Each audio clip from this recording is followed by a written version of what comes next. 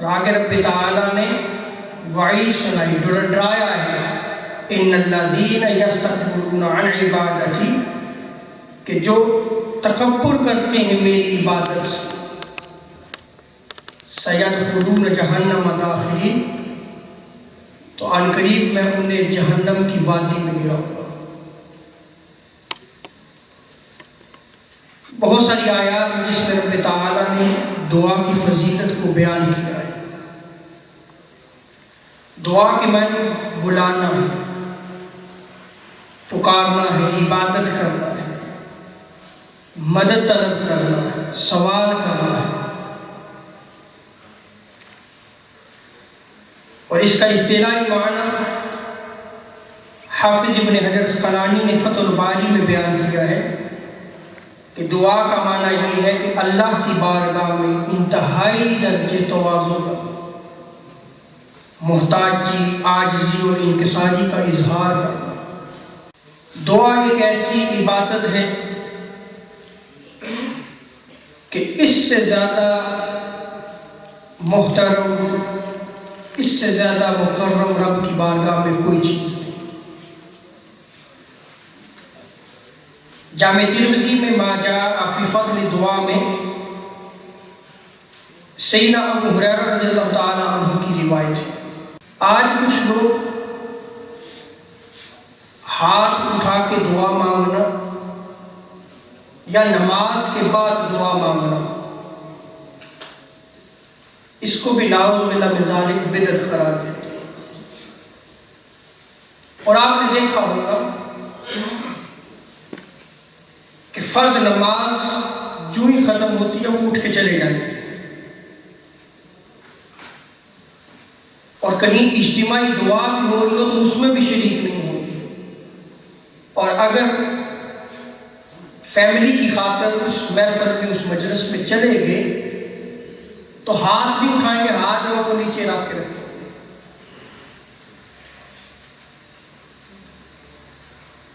اور ان کے نزدیک جو ہے وہ دعا جو ہے وہ بدعت ہے۔ سو آج میں نے اس موضوع کو لیا ہے کہ دعا کی فضیلت کیا ہے، اور محدثین کا عقیدہ، انہوں نے جو احادیث کی کتابیں مرتب کی ہیں اس میں جو باب قائم کیا ہے، وہ جو باب قائم کرتے ہیں وہ اس محدث کا عقیدہ ہوتا ہے۔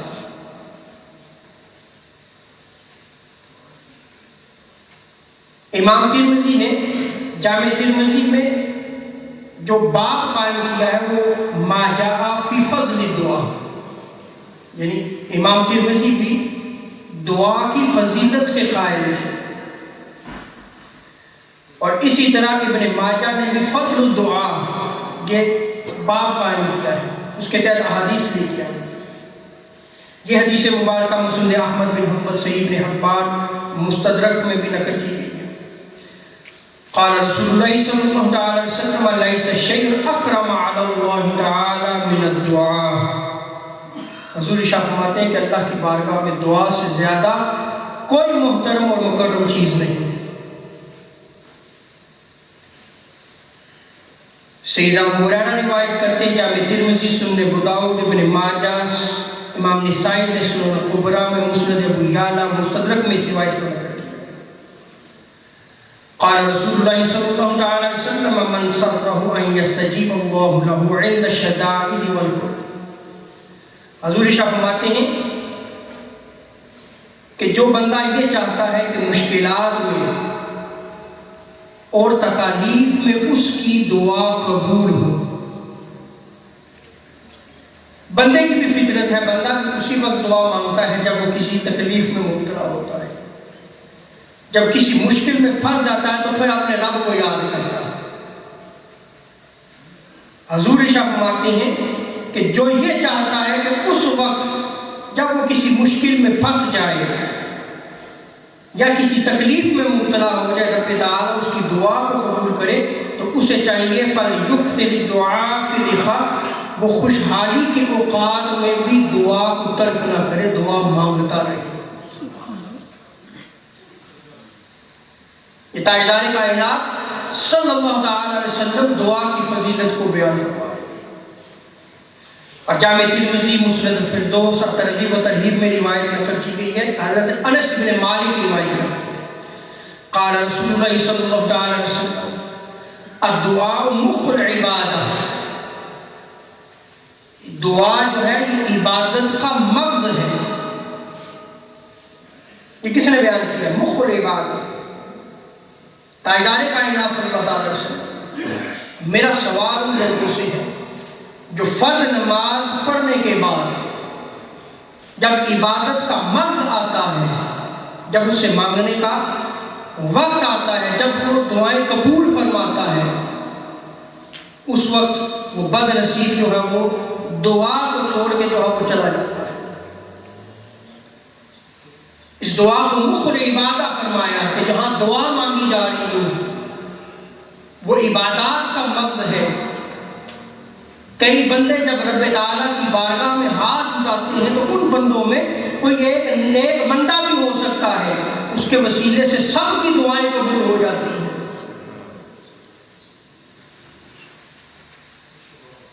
حضرت سلیمان راوی ہے، معجم الکبیر میں مصرحاکم میں نقل کیا گیا، جامع ترمذی مسند ابن ابی شیبہ مسند احمد بن حنبل مسند بزار میں بھی اس روایت کو نقل کیا گیا۔ حضور علیہ السلام نے ارشاد فرمایا کہ دعا کے علاوہ کوئی چیز تقدیر کو نہیں بدل سکتی، صرف ایک دعا ایسی چیز ہے جو تقدیر کو بدل سکتی ہے، اور نیکی کے علاوہ حضور ارشاد فرماتے ہیں کوئی چیز عمر میں اضافہ نہیں کرتی۔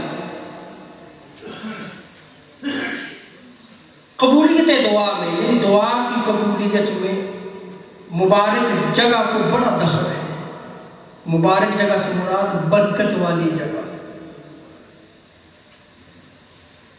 آئیے ذرا اس کی رہنمائی قرآن سے لیتے ہیں کہ جہاں دعائیں قبول ہوتی ہیں، جو برکت والی جگہ ہے، وہاں رب تعالیٰ سے جو مانگا جائے گا رب تعالیٰ اس کو عطا فرماتا ہے۔ قرآن مجید آل عمران ورس 38 میں رب تعالیٰ ارشاد فرماتا ہے ہنالک دعا زکریا ربہ، کہ اس جگہ، اس مقام پر، اس وقت حضرت زکریا علیہ السلام نے اپنے رب سے دعا کی، اور دعا کیا کی؟ قال رب ہب لی من لدنک ذریۃ طیبہ، کہ رب تعالیٰ مجھے نیک صالح بیٹا عطا فرما، مجھے نیک صالح ذریت عطا فرما۔ انک سمیع الدعاء، بے شک تو دعاؤں کو جو ہے وہ سننے والا ہے۔ اس آیت کریمہ میں ایک تو یہ بھی بات ثابت ہوئی کہ صالح اولاد کی دعا مانگنی چاہیے، یہ طریقے انبیاء ہے، سنت انبیاء ہے۔ اور دوسرا ہنالک، اسی جگہ اسی وقت حضرت زکریا علیہ السلام نے دعا مانگی۔ وہ کون سی جگہ تھی؟ امام جلال الدین سیوطی رحمۃ اللہ تعالیٰ کی تفسیر جلالین، تفسیر ساوی، تفسیر خازن اور تفسیر روح المعانی میں اس آیت کریمہ کے تحت لکھا گیا ہے، بیان کیا گیا ہے کہ جہاں حضرت زکریا علیہ السلام نے کھڑے ہو کر دعا مانگی تھی وہ بیت المقدس میں محراب کا وہ گوشہ ہے جہاں حضرت مریم علیہ السلام رہتی تھی، مقیم تھی، وہاں وہ عبادت کیا کرتی تھی۔ توجہ دیں، نبی دعا مانگ رہا ہے اور جگہ کون سی ہے؟ حضرت مریم علیہ السلام جو ان کی زیر کفالت تھی۔ اب وہ ولیہ ہے، اللہ کی نیک بندی ہے، رب تعالیٰ نے اس کو قرآن کا ذکر بنا دیا اس جگہ کو، قیامت تک وہ جگہ ذکر بن گئی جہاں حضرت زکریا علیہ السلام دعا مانگ رہے ہیں، اور انہوں نے دیکھا کیا؟ دیکھا یہ کہ وہاں بے موسم پھل پڑے ہوئے، موسم نہیں تھا پھلوں کا، پھل دیکھے۔ رب کی قدرت کا جب مشاہدہ کیا، ولیہ کاملہ حضرت مریم علیہ السلام کی کرامت کو دیکھا، تو اسی وقت اسی مقام پہ کھڑے ہو کے رب تعالیٰ سے دعا مانگی۔ سو قبولیت دعا میں مبارک جگہ کا بڑا دھیان ہے، برکت والی جگہ۔ اسی طرح جہاں نبی عبادت کرے، توجہ چاہتا ہوں، جہاں نبی عبادت کرے اور جہاں صالحین امت صحابہ کرام اہل بیت عبادت کریں، تو ان کی عبادت کی وجہ سے وہ جگہ بھی برکت والی ہو جاتی ہے۔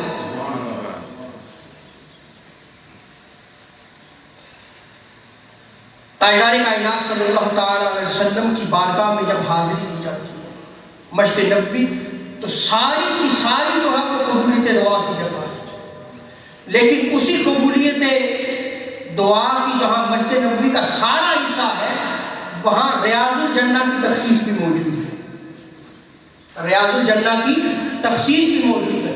ہر کس و ناقص ریاض الجنہ میں نماز پڑھنے کی اور وہاں دعا مانگنے کی کوشش میں رہتا ہے۔ ہر کوئی جو آج دعا کو نہیں مانتے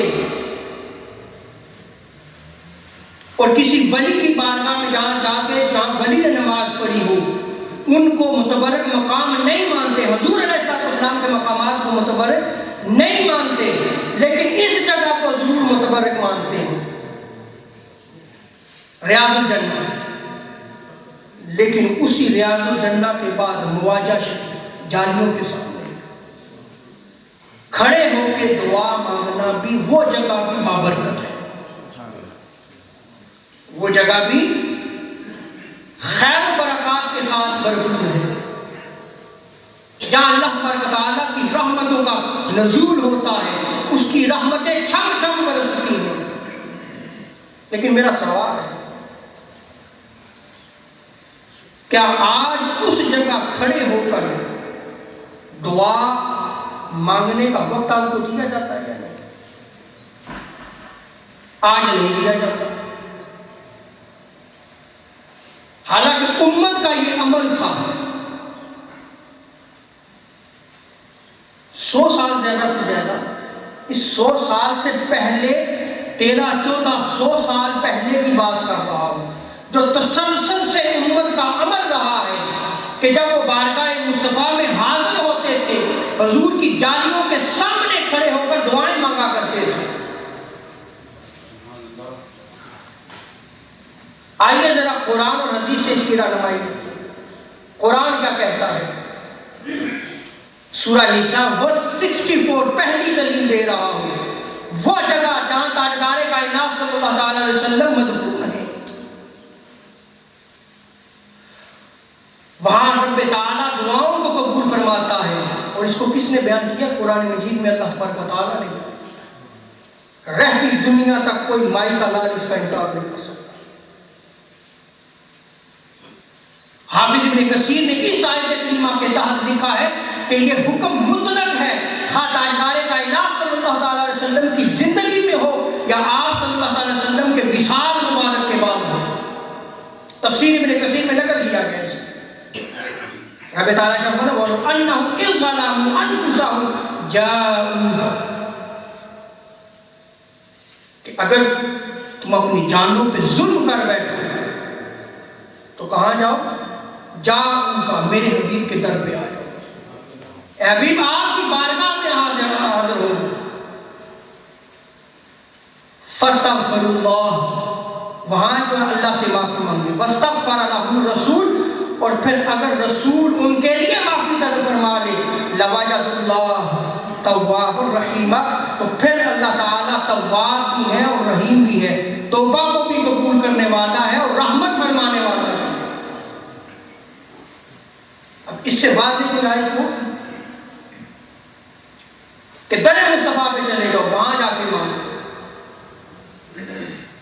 اور ایک حدیث، بہت ساری حدیث نقل کر سکتا ہوں لیکن ایک حدیث سنن دارقطنی میں امام قطنی نے اس کو نقل کیا ہے، امام بہقی نے شعب الایمان میں، امام حیثمی نے مجمع الزوائد میں اس روایت کو نقل کیا ہے۔ حضرت عبداللہ ابن عمر رضی اللہ تعالیٰ عنہما روایت کرتے ہیں، حضور ارشاد فرماتے ہیں من زار قبری وجبت لہ شفاعتی، جو میری قبر کی زیارت کرتا ہے اس پر میری شفاعت لازم ہے۔ اب یہ شفاعت کا واجب ہونا دنیا میں بھی ہے اور آخرت میں بھی ہے۔ توجہ چاہتا ہوں، حضور نے یہی ارشاد فرمایا ہے وجبت لہ شفاعتی، اور دنیا میں جو شفاعت کا واجب ہونا یہ ہے کہ جب وہ بارگاہ مصطفیٰ میں حاضر ہوتا ہے اور رب تعالیٰ سے دعا مانگتا ہے تو تاجدار کائنات صلی اللہ علیہ وسلم اگر شفاعت فرما دے تو جو اس نے رب تعالیٰ سے مانگا ہے رب تعالیٰ اس کو عطا فرما دیتا ہے۔ یہ حضور کی شفاعت ہے۔ حضرت عبداللہ بن منیب اپنے والد سے روایت کرتے ہیں، امام بہقی نے شعب الایمان میں، قاضی عیاض مالکی نے الشفا میں، قاضی عیاض مالکی وہ عظیم محدث ہیں وہ آپ کہ امام نووی جیسی عظیم محدث شخصیت شرح حدیث میں، حدیث کی جب شرح کرتے ہیں تو ایز اتھارٹی کوٹ کرتے ہیں آپ، وہ قاضی عیاض الشفا شریف میں جو فرماتے ہیں، روایت حضرت عبداللہ بن منیب کے وہ اپنے والد سے روایت، انہوں نے دیکھا رائی تو انس بن مالک رضی اللہ تعالی عنہ اتا قبر النبی صلی اللہ علیہ وسلم فوقف ورفع یدیہ۔ انس بن مالک صحابی ہیں، راوی بیان کرتے ہیں کہ میں نے انس بن مالک کو دیکھا کہ وہ حضور صلی اللہ علیہ وسلم کی قبر مبارک پہ آئے اور انہوں نے اپنے ہاتھوں کو اٹھا لیا، ورفع یدیہ، ہاتھوں کو اٹھا لیا۔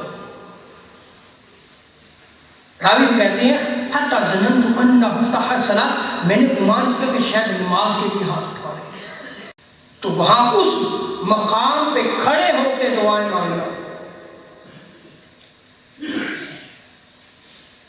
یہ عمل امت تھا۔ صحابہ کرام اسلاف سے یہ چیز ثابت تھی۔ جیسے اگر بارش نہیں ہوتی تھی، بہت سارا روایات ہیں، بارش نہیں ہوتی، حضور کے وصال کے بعد حضور کی قبر انور پہ جا کے دعائیں مانگا کرتے صحابہ کرام، رب تعالیٰ ان کی دعاؤں کو قبول فرماتا اور رب تعالیٰ بارش عطا فرماتا۔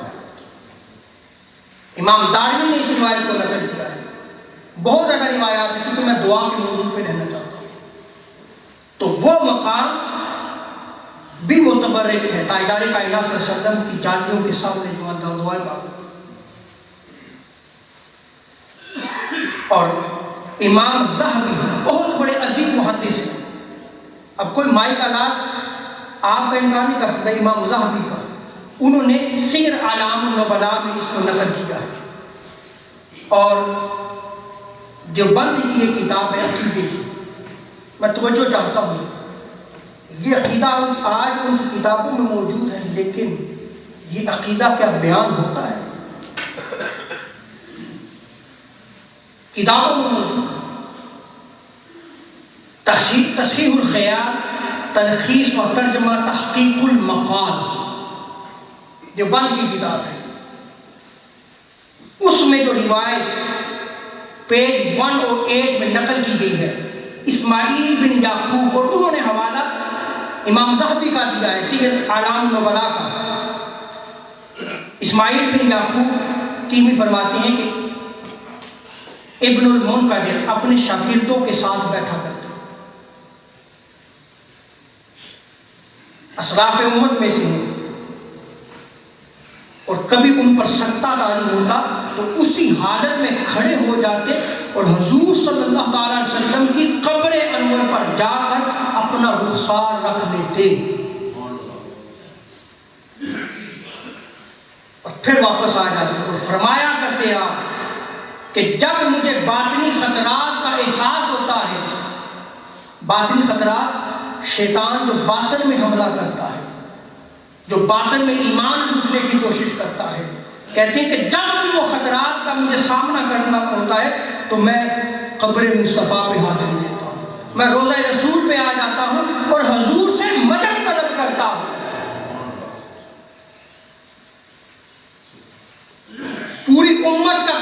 فضل ہے یہ، کیا آج اس کو شرک نہیں قرار دیا جا رہا؟ یہ بات تو کسی سے ڈرتی چھپی نہیں، آپ مانگتے ہیں جا کر آپ دعا مانگنے دی جاتی ہے۔ میں نے تو کوشش کی، مجھے اٹھا کر انہوں نے بابا نکالنے پہ چل، کتابوں کی زینت رہ گئی یہ چیز۔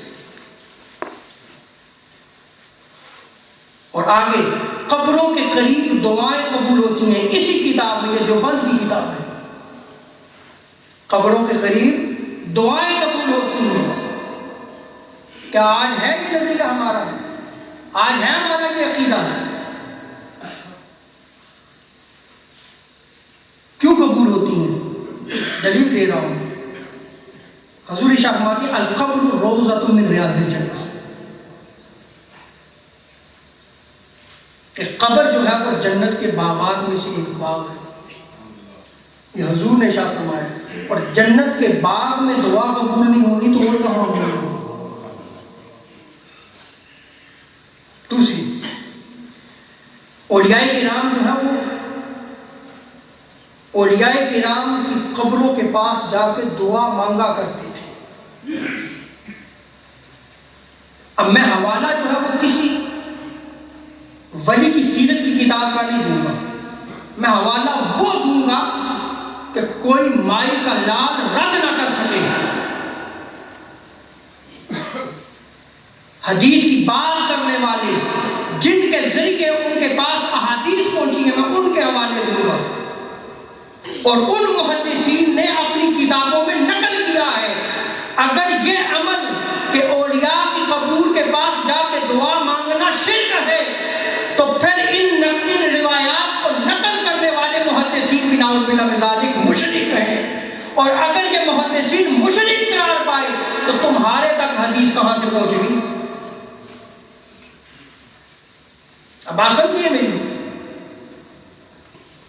حافظ ابن رجب حنبلی رحمۃ اللہ تعالی علیہ وہ فرماتے ہیں، طبقات الحنابلہ میں اس روایت کو نقل کیا گیا ہے،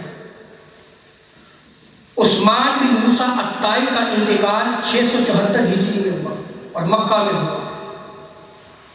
حافظ ابن رجب حنبلی فقہ کے بہت عظیم محدث ہیں۔ آپ فرماتے ہیں کہ عثمان بن موسیٰ طائی کی قبر کے پاس دعا قبول ہوتی ہے،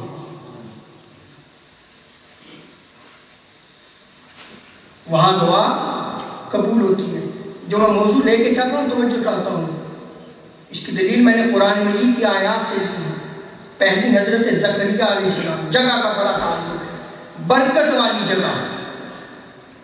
پھر حضور علیہ السلام کی قبر انور میں، اور پھر روضہ رسول کے سامنے، جالیوں کے سامنے دعا کی قبولیت، اس سے بڑھ کر متبرک جگہ اور کون سی ہوگی؟ پھر اولیاء کرام کا بیان کر رہا ہوں۔ خدا را عقیدے کو سیکھا کرے، سنا کرے، سمجھا کرے، ذہنوں میں رکھا کرے، اپنی اولادوں کو بیان کیا کرے۔ آج ہمارے ان عقائد صحیحہ کو شرک کہہ کے جو ہے وہ ہمیں دور کیا جا رہا ہے۔ اور شرک کہنے والے بھی کون ہیں؟ وہ جنہیں تھوڑا سا دین کا جذبہ پیدا ہوتا ہے اور تھوڑے سے تبلیغ پہ چلے گئے، تھوڑا سا نالج لے لیا، وہ پھر مفتی بن جاتے ہیں۔ ہم ان کی شکل و صورت دیکھ کے کہتے ہیں جی فلاں نے بیان کیا ہے، وہ فلاں نے بیان کیا ہے، تو فلاں کیا عربی بھی جانتا ہے؟ فلاں کیا قرآن صحیح پڑھ بھی سکتا ہے یا نہیں پڑھ سکتا؟ کیا فلاں قرآن کو بغیر ترجمے کے سمجھ بھی سکتا ہے یا نہیں سکتا؟ کیا وہ فلاں جو ہے وہ احادیث کا سارا ذخیرہ اس کے فہم ذہن میں موجود ہے یا کہ نہیں ہے؟ کیا وہ ناسخ و منسوخ قرآن کو سمجھتا ہے یا نہیں سمجھتا؟ کیا وہ احادیث کے صحیح، ضعیف، حسن، یہ ساری اقسام کو وہ جانتا ہے یا نہیں جانتا؟ کیا وہ تفسیر اور رسول تفسیر کو جانتا ہے یا نہیں جانتا؟ سب کو چھوڑ کے ہم یہ کہتے ہیں چونکہ یہ دین سے محبت رکھتا ہے، دین کی بات کرتا ہے، دین والوں کے ساتھ بیٹھتا ہے، اس نے بیان کیا ہے، اور ہم بھی بلیو کر لیتے ہیں۔ اس سے بڑی جہالت اور کیا ہوگی؟ اس سے بڑی تباہی اور بربادی ہماری اور کیا ہوگی؟ اور پھر اگر آپ سے کوئی بات کرتا ہے تو کبھی آپ نے اتنی جرأت کی ہے کہ بھئی تم دلیل دے دو جو تم بات کر رہے ہو، کبھی بھی نہیں کی۔ اور ہمیں جو ہے وہ عقیدہ صحیحہ سے جو ہے وہ دور کیا جا رہا ہے۔ آگے دیکھیں، امام ذہبی نے ہی اس روایت کو نقل کیا ہے، اور دیوبند کے عقیدے کی کتاب تحصیل الخیال تلخیص اور ترجمہ تحقیق المقال میں اس روایت کو نقل کیا گیا۔ عبد الغافر نے سیاق التاریخ میں، ابن خلقان نے بھی اس کو بیان کیا ہے کہ شیخ ابو بکر کی قبر حیرا کے مقام پر ہے، لوگ اس کی زیارت کو آتے ہیں اور آپ کی قبر کے پاس دعائیں قبول ہوتی ہیں۔ ابھی داتا صاحب لینے کیا جاتے ہیں، وہ کھڑی شریف کیوں جاتے ہو تم؟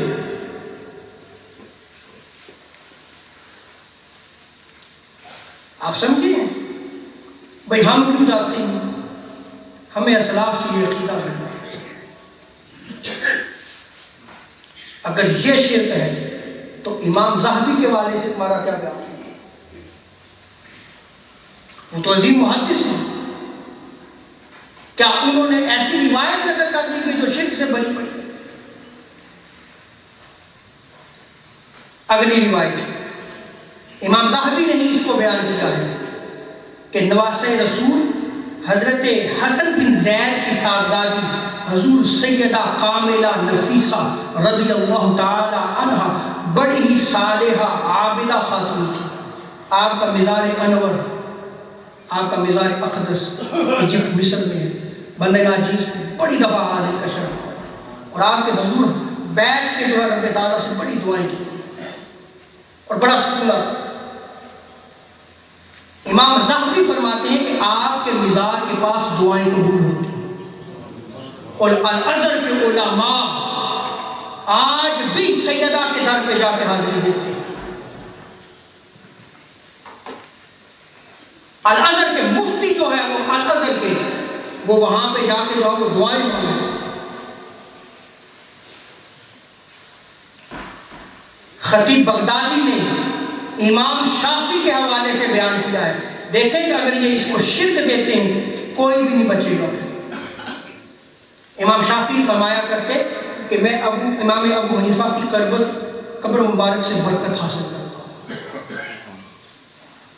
ہر دن ان کی قبر کی زیارت کو جاتا ہوں اور اللہ تعالیٰ سے اپنی ضرورت کا سوال کرتا ہوں، میں ابھی تھوڑی دور ہی نہیں جاتا کہ رب تعالیٰ میری ضرورت کو پورا کر دیتا ہے، میری حاجت کو پورا کر دیتا ہے، رب تعالیٰ میری دعا کو قبول فرما لیتا ہے۔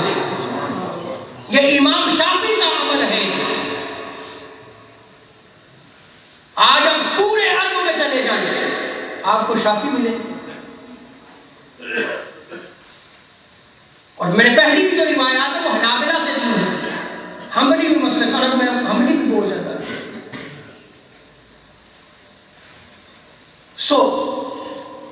دعا کی قبولیت کے لیے جگہ کا متبرک اور مبارک ہونا جو ہے وہ بڑا دخل رکھتا ہے۔ اسی طرح دعا کی قبولیت میں وقت کا مبارک یعنی برکت والا ہونا بھی بڑا دخل رکھتا ہے۔ جیسے اذان اور اقامت کے درمیان یہ جو وقت ہے اس میں دعا رد نہیں ہوتی۔ یہ حضور کا فرمان ہے، جامع ترمذی سنن میں، امام نسائی نے سنن الکبریٰ میں، مسند احمد بن حنبل اور مصنف ابن ابی شیبہ میں بھی اس روایت کو نقل کیا ہے۔ حضور ارشاد فرماتے ہیں الدعاء لا يرد بین الاذان والاقامہ، کہ اذان اور اقامت کے درمیان جو ہے وہ دعا رد نہیں کی جاتی، رب تعالیٰ اس کو قبول فرماتا ہے۔